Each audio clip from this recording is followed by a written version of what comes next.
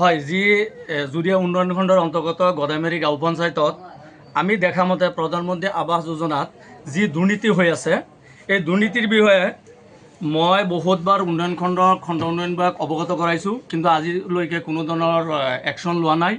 যিহেতু বহুত বেনিফিচাৰীক কিছু দালাল সংখ্যক লগতে পঞ্চায়তৰ কৰ্মচাৰীয়ে মিলি সহজ সৰল বেনিফিচাৰীক ফুচুলাই নিজৰ গড় নবনাই একেবাৰে ঠাট কিস্তিলৈকে ৰিলিজ কৰা আমি তথ্য আমাৰ হাতত আছে।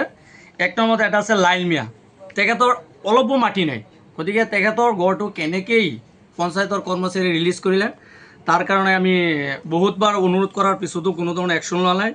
এজন বেনিফিচিয়াৰী লাইল মিয়া আৰু এজন আছিল আক্তাৰা খাতুন, সাজিদা আমেনা, আতাবুৰ ৰহমান, ইয়াসিন আলী, সাফিয়া খাতুন, মেৰাজুল ইছলাম, ইয়াসমিনা খাতুন।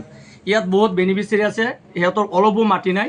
আমি জনামতে মাটি নাথাকিলে সিহঁতে PMI গড় কোনো ধৰণেই নাপায়। গতিকে পঞ্চায়তৰ কৰ্মচাৰী লগতে কিছু দালাল চক্ৰই সিহঁতক ফুচুলাই এনেকুৱা পইচা লুটপাট কৰি আছে।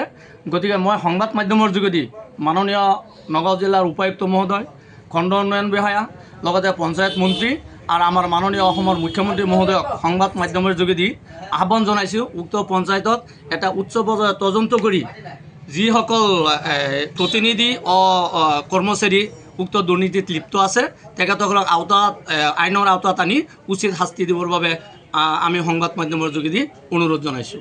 সামান্য টকাৰ কাৰণে গদামেৰী গাঁও পঞ্চায়তত কাজিয়া লাগি যায়। সামান্য টকাৰ কাৰণে আমাৰ গদামেৰী গাঁও পঞ্চায়তৰ ইজ্জত মান সন্মান নাইকিয়া কৰি দিব।